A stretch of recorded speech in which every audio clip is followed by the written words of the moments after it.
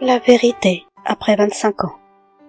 Il existe une force puissante, douce et inébranlable à la fois, l'amour d'une mère pour son enfant.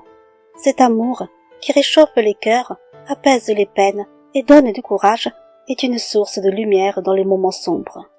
C'est à toutes ces mères, ces héroïnes silencieuses qui aimaient sans compter, que je souhaite dédier cette histoire. Je m'appelle Sabine. Cette histoire concerne ma sœur, et elle commence à la fin des années 90, alors que j'avais 11 ans. Mes parents, débordant d'espoir et de rêves, avaient enfin trouvé une maison, une vraie maison, un nouveau départ. Nous avons quitté notre petit appartement étroit pour emménager dans ce nouvel espace, un lieu qui sentait encore la peinture fraîche et les promesses d'un avenir meilleur. La maison avait 3 chambres et un petit bureau. Ma grande sœur Marina, alors âgée de 14 ans, et moi partagions l'une des chambres. Marina était née sourde, et notre famille avait appris avec patience et tendresse à communiquer avec elle par des signes ou par écrit. Son handicap faisait d'elle une perle précieuse aux yeux de mes parents, qui veillaient sur elle avec une douceur inégalée. La deuxième chambre était pour mon frère aîné et sa femme, récemment mariés, mais encore étudiants à l'université. Enfin, la troisième chambre était celle de mes parents. Quelques semaines après notre installation, la vie nous a surpris. Mes parents ont accueilli Evan, le fils d'une cousine éloignée. À seulement 16 ans, Evan avait perdu ses 2 parents, et son existence déjà fragile s'était transformée en un gouffre de solitude. Mais mon père, avec son grand cœur, n'a pas hésité une seconde. Il a transformé le bureau en une petite chambre pour Evan. Une pièce modeste, mais qui offrait chaleur et sécurité. La chambre de Marina et moi se trouvait juste à côté de celle d'Evan, tandis que celle de mes parents et de mon frère était un peu plus éloignée. Nous n'étions pas une famille parfaite, mais une famille qui s'aimait, qui se serrait les coudes, surtout face aux épreuves. Après quelques mois, les choses ont changé. Ma mère a trouvé un emploi mieux rémunéré, mais cela signifiait des horaires différents. Elle travaillait désormais de 13h à 21h, rentrant à la maison autour de 21h30. Mon père, lui, continuait ses horaires décalés et n'arrivait qu'à 22h. Le soir, c'était donc mon frère et ma belle-sœur qui nous préparaient le dîner. C'est dans cette routine que quelque chose d'étrange a commencé. Un soir, alors que j'étais au salon pour faire mes devoirs, des gémissements sourds ont traversé le couloir, provenant de notre chambre où Marina se trouvait. Au début, je n'y ai pas prêté attention. Marina avait souvent des habitudes bruyantes qui rendaient la concentration difficile. Elle n'avait jamais de devoirs, fréquentant une école spécialisée, et ces bruits étaient presque familiers. Mais cette fois, c'était différent. Les bruits avaient quelque chose de troublant, de dérangeant. Une autre nuit, alors que mon frère et ma belle-sœur étaient dans leur chambre, Marina s'est mise à crier. Agacée, je me suis levée pour comprendre. « Marina, pourquoi tu fais autant de bruit? Je n'arrive pas à me concentrer !» ai-je crié en marchant vers notre chambre. À ce moment, Evan a surgi de notre chambre, filant à toute vitesse vers la sienne. En entrant, j'ai trouvé Marina, recroquevillée sous la couverture. Je lui ai fait des signes pour lui demander si tout allait bien, et elle m'a simplement hoché la tête. J'ai pris sur moi de ne pas m'énerver davantage. Après cet incident, les bruits se sont faits de plus en plus rares. Mais un jour, alors que je rentrais plus tôt de l'école, j'ai ouvert la porte de notre chambre et je les ai vus. Marina et Evan allongés côte à côte. Evan la taquinant et elle riant. Dès qu'Evan m'a aperçu, il s'est redressé précipitamment et a quitté la pièce. J'avais 12 ans et même si cette scène m'a semblé étrange, je n'ai rien dit, peut-être par peur de comprendre. Marina avait 2 amis dans son école spécialisée, une fille et un garçon de son âge, tous 2 sourds comme elle. Le garçon semblait très attaché à elle, et Marina n'hésitait pas à nous dire fièrement qu'elle avait un petit copain. Cette situation inquiétait mes parents, qui tentaient souvent de lui faire la morale. Un week-end, Marina fut invitée à l'anniversaire de sa copine, une soirée pyjama. Mes parents, soucieux, hésitaient à la laisser y aller, mais mon frère et ma belle-sœur les ont convaincus qu'il fallait lui laisser un peu de liberté. 2 mois après cette soirée, Marina tomba souvent malade. Elle mangeait peu. Inquiets, mes parents l'ont emmenée chez le médecin, où ils ont appris la nouvelle qui allait bouleverser notre vie. Marina était enceinte. Le choc fut immense. De retour à la maison, mon père, ébranlé, lui demanda qui était le père, mais Marina refusait de répondre. Dans sa colère et son désespoir, il la frappa, espérant lui arracher la vérité, mais elle resta silencieuse. Mes parents, désespérés, ont alors supposé que le père devait être son ami de l'école. Marina n'avait que 15 ans, alors ils décidèrent de la faire avorter, mais il était déjà trop tard. Le fœtus avait dépassé les 3 mois. L'avortement était impossible. Perdus, mes parents organisèrent une réunion de famille. Après de longues discussions, une décision fut prise. Ils cacheraient la grossesse de Marina. Une fois l'enfant né, il serait officiellement adopté par mon frère et ma belle-sœur. Ce serait un secret de famille, un secret que personne ne devrait jamais révéler, car pour mes parents, c'était une honte. Lorsque Kenny est né, il fut immédiatement confié à mon frère et à ma belle-sœur, comme prévu. Marina retourna à l'école et la vie sembla reprendre son cours. Mais quelques mois plus tard, un incident bouleversa tout. Un week-end, alors que nous allions à un mariage, ma belle-sœur réalisa qu'elle avait oublié le biberon du bébé. Nous avons fait demi-tour. À la maison, seule Marina était censée être là. Evan, lui, était soi-disant sorti avec des amis.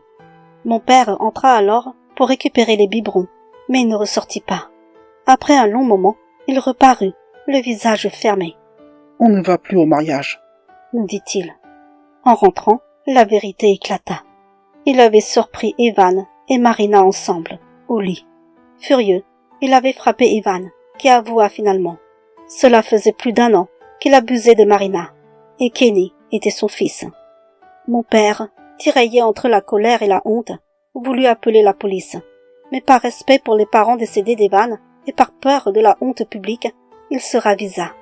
Il ordonna simplement à Evan de quitter la maison.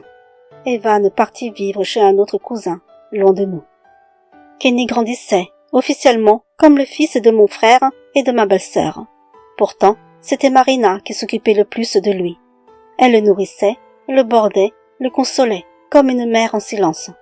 Mes parents lui rappelaient souvent qu'elle devait prendre de la distance, qu'il n'était plus son fils. Mais elle persistait. Elle voulait s'en occuper, disait que cela ne la dérangeait pas. 4 ans plus tard, mon frère et ma belle-sœur eurent enfin leurs propres enfants. Petit à petit, au fil des années, Kenny perdit cette place unique qu'il avait, se sentant de plus en plus mise à l'écart. Marina était la seule à sentir sa peine et à entendre son silence. Parfois, Kenny entrait dans notre chambre, les larmes aux yeux, et écrivait sur un papier à Marina. « Tata, j'ai l'impression que mes parents ne m'aiment pas autant que mes frères et sœurs. Je me sens différent d'eux. Suis-je vraiment leur enfant? » Ou encore, « Tata, maman me gronde tout le temps. Elle dit que je suis feignant, que j'ai de mauvaises notes, que je ne suis pas un bon fils. » Et un jour, il écrivit cette phrase, poignante, griffonnée sur un papier tremblant. « Tata Marina, tu n'es même pas ma mère, et pourtant tu m'aimes plus qu'eux. Tu te soucies toujours de moi. Dis-moi la vérité. Suis-je vraiment leur fils, ou suis-je adopté? » Le cœur brisé, Marina lui répondit doucement, toujours par écrit. « Kenny, tu es vraiment leur fils. C'est juste qu'il y a un grand écart d'âge entre toi et les autres. Tes parents s'occupent plus des petits, c'est normal. Mais moi, je suis là. Je n'ai pas d'enfant, alors je te considère comme le mien. Si tu as besoin de quelque chose, n'hésite pas. » Les années passèrent. Avec 3 enfants et Kenny, la maison devint trop petite. Mon frère et ma belle-sœur déménagèrent pour s'installer dans une nouvelle maison, un peu plus loin. Quant à moi, à 22 ans, je me suis mariée, j'ai quitté la maison familiale pour bâtir la mienne. À ses 18 ans, Kenny venait tout juste d'obtenir son permis de conduire. L'une de ses premières envies fut d'avoir une voiture pour pouvoir se rendre à l'université plus facilement. Mais sa mère, ma belle-sœur, s'y opposa fermement, arguant que cela ne servait à rien, puisqu'il ne réussirait probablement jamais ses études. Ces mots, aussi durs qu'injustes, blessèrent profondément Marina. Elle ne supportait pas de voir Kenny marcher chaque jour pour se rendre en cours, surtout qu'il faisait toujours tout pour réussir malgré les obstacles. Dans le silence et la discrétion, Marina alla voir mon frère et lui donna en secret 6 000 € de ses économies pour qu'il achète à Kenny une petite voiture d'occasion. Kenny, bien sûr, ne sut jamais la vérité. Il crut que c'étaient ses parents qui lui avaient offert ce cadeau tant espéré. Peu de temps après, Marina lui offrit aussi un ordinateur portable, avec la même tendresse silencieuse. Elle voulait simplement l'aider dans ses études, comme une mère l'aurait fait pour son enfant. Quand Kenny découvrit ce cadeau, les larmes lui montèrent aux yeux.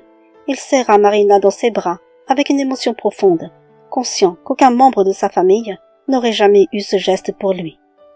Pendant ses années à l'université, Kenny tomba amoureux d'une fille. Il la ramenait parfois à la maison pour la présenter à la famille. Mais chaque fois, ma belle-sœur lui répétait de ne pas se précipiter, qu'elle et mon frère ne l'aideraient en rien s'il décidait de se marier. Elle insistait pour qu'il termine ses études, qu'il trouve un travail stable et économise pour financer son mariage lui-même. Ces paroles, loin d'être motivantes, blessèrent Kenny en profondeur. Peu à peu, il commença à revenir de moins en moins à la maison, préférant passer son temps à l'université ou chez sa petite amie, là où il se sentait accepté et aimé sans condition. Un jour, alors que mon frère rentrait du travail, il fut victime d'un accident tragique. Une voiture le percuta violemment.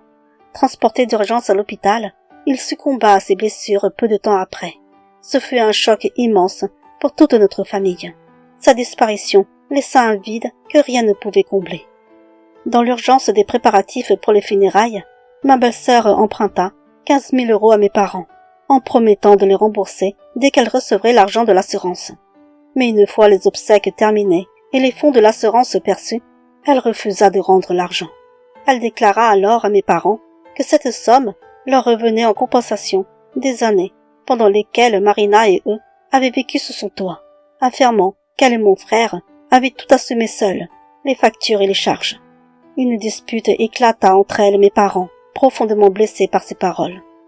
Lorsque Kenny, ayant appris la nouvelle, revint le week-end pour confronter sa mère, il lui dit avec inquiétude: « Maman, pourquoi fais-tu ça à mamie et papy? Tu as reçu beaucoup d'argent de l'assurance vie. Alors pourquoi ne peux-tu pas leur rendre les 15 000 €? Ma belle-sœur lui répondit froidement: « Si tu tiens tant à eux, va vivre avec eux. Tu sais bien que j'ai encore 3 enfants à charge. Cet argent, je le garde pour leur avenir. » Kenny, troublé, insista: « Maman, tu dis vouloir réserver cet argent pour mes frères et sœurs, mais je suis ton fils aîné. Papa et toi m'avaient toujours dit que je devais me débrouiller seule, que vous ne m'aideriez pas financièrement. Est-ce que cela veut dire que je ne suis pas aimée comme les autres? » Alors, dans un éclat de colère, elle lança ce que Kenny n'aurait jamais imaginé entendre. « C'est parce que les autres sont de mon sang. Tu crois vraiment que je vais gaspiller mon argent pour toi, alors que je ne sais même pas si tu me considéreras encore comme ta mère dans l'avenir. » Le monde de Kenny s'effondra. Les larmes aux yeux, la voix tremblante, il murmura: « Maman, alors, aujourd'hui tu me dis la vérité? Dis-moi seulement qui sont mes vrais parents. J'aimerais les retrouver. Et même si je ne les retrouve jamais, j'accepterai d'être un orphelin abandonné. Mais au moins, je connaîtrai la vérité. » Mais ma belle-sœur, inflexible, s'enferma dans sa chambre, refusant de répondre à ses suppliques. Kenny, en larmes, restait seul avec sa peine, son identité vacillante, et cette question qui le déchirait depuis si longtemps, enfin posée, mais laissée sans réponse. Depuis cette révélation bouleversante, Kenny quitta le domicile familial et s'installa avec sa copine. Une fois ses études achevées, il décida de l'épouser. Le jeune couple, disposant de peu de moyens, envisageait une petite cérémonie à l'église, simple mais sincère. Lorsque Marina apprit la nouvelle, elle accourut chez moi, les yeux brillants d'émotion. Elle me supplia de l'accompagner pour aller voir Kenny. Une fois devant lui, elle lui tendit un mot qu'elle avait pris soin d'écrire avec son cœur. « Ne t'inquiète pas, Kenny. Je vais te donner 10 000 € pour t'aider à organiser ton mariage.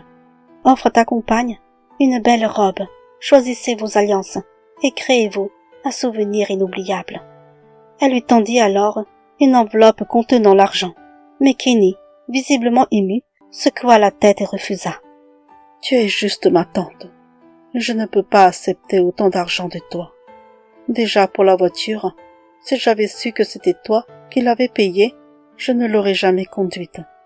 J'étais si heureux à ce moment-là, croyant naïvement que c'était mon père qui me l'avait offerte. C'est bien plus tard qu'il m'a dit la vérité. Je te remercie du fond du cœur, Tata, mais pour mon mariage, je me débrouillerai. Marina insista, le suppliant de regard, mais Kenny resta ferme. Alors je suis intervenue. Accepte cet argent, Kenny. Ta tante Marina m'a confié qu'elle ne savait pas quoi faire de ses économies, et si cela peut t'aider, cela la rendra heureuse. Devant tant de bienveillance, Kenny finit par céder, les larmes aux yeux. Quelques jours plus tard, Marina reçut une lettre de Kenny. Il lui proposait de l'accompagner lors de la cérémonie, à la place de sa mère, qui avait refusé de se tenir à ses côtés pour la marche vers l'autel. Marina était transportée de bonheur. Elle ne cachait pas sa joie, nous montrant la lettre à tout va, le sourire aux lèvres, les yeux brillants. Le jour de mariage arriva. Marina s'était habillée, avec un soin particulier, rayonnante dans une robe qui lui allait à merveille. C'était la première fois que je la voyais aussi heureuse. Elle semblait flotter, comme si ce jour n'était pas seulement celui de mariage de Kenny, mais aussi le plus beau jour de sa propre vie. Quelques semaines seulement après le mariage de Kenny, le destin frappa une nouvelle fois. Marina fit un malaise soudain et fut transportée d'urgence à l'hôpital. Les examens révélèrent un cancer à un stade avancé. Les médecins furent clairs, il ne lui restait plus beaucoup de temps. Cette annonce fut un coup de tonnerre pour nous tous. Le choc, l'incompréhension, puis le chagrin nous enveloppèrent. Malgré cela, nous devions être forts pour elle. Pendant son hospitalisation, Marina ne cessait de demander Kenny. Elle écrivait sur des bouts de papier, encore et encore. « Je veux voir Kenny, s'il vous plaît. » Alors un soir, en voyant mes parents assis dans le silence de la chambre d'hôpital, je leur ai dit doucement. « Papa, maman, il est temps. Il faut lui dire la vérité. Kenny a le droit de savoir. » Nous nous sommes alors rendus chez Kenny. Il nous ouvrit la porte, surpris de nous voir tous réunis. Mon père, visiblement ému, lui prit doucement la main. « Kenny, mon garçon, j'ai quelque chose d'important à te dire. Cela fait 25 ans que je garde une épine dans mon cœur. Aujourd'hui, je ne peux plus la garder pour moi.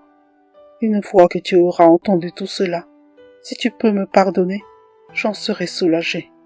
Mais si tu ne le peux pas, je comprendrai. » Le silence pesait. Seul le tic-tac de l'horloge semblait rythmer nos respirations. Mon père raconta tout. L'histoire entre Marina et Evan, la grossesse, la décision de le confier à son oncle. Marina est ta vraie mère, Kenny. À ces mots, Kenny poussa un cri de douleur, s'effondrant en larmes sur le sol. Aucun de nous ne savait comment le consoler. Le silence devint sacré, rempli d'émotions que nul mot ne pouvait apaiser. Quand il se calma enfin, mon père sortit son ordinateur portable. Il l'ouvrit, lança un dossier rempli de vidéos, puis tourna l'écran vers Kenny. « Regarde, Kenny, ce sont des vidéos de toi, depuis ta naissance. Marina t'a toujours aimé. Elle t'a porté, nourri, bercé. Elle était ta mère dans l'ombre, mais son amour n'a jamais été caché. » Les images défilèrent. Marina le berçant, Marina lui donnant à manger, Marina jouant avec lui, souriante, lumineuse. Le regard de Kenny s'embua à nouveau. Il murmura, bouleversé. « Depuis toujours, j'avais des doutes. Je ne ressemblais pas à mes parents. Je me demandais pourquoi tante Marina se souciait autant de moi. Mais jamais, je n'aurais imaginé, je n'aurais jamais cru qu'elle était ma mère. » Puis, dans un élan de maturité et de tendresse, Kenny regarda mes parents et dit « Papi, mamie, je vous pardonne. Merci d'avoir protégé ma mère. Grâce à vous, elle a pu vivre malgré tout. Et moi, j'ai pu grandir entouré d'amour. C'est grâce à vous que je suis celui que je suis aujourd'hui. » Le lendemain, Kenny se rendit à l'hôpital, accompagné de sa femme. Dans ses mains, un grand bouquet de fleurs qu'il avait pris soin de choisir lui-même. Il entra doucement dans la chambre de Marina, le regard chargé d'émotion. Marina, affaiblie, mais souriante, à leur arrivée, le regarda avec tendresse. Kenny s'approcha et lui tendit le bouquet. Elle prit le temps de lire la petite carte qui l'accompagnait. Il y avait simplement écrit Bonne fête des mères, maman, je t'aime. En découvrant ces mots, Marina demeura un instant figée, comme si le temps s'était arrêté autour d'elle. Puis, ses mains se mirent à trembler. Les larmes coulèrent sans retenue sur ses joues pâles. Elle comprit. Kenny savait. Il savait enfin. Dans un silence chargé d'émotion, Kenny s'agenouilla devant elle et la prit dans ses bras.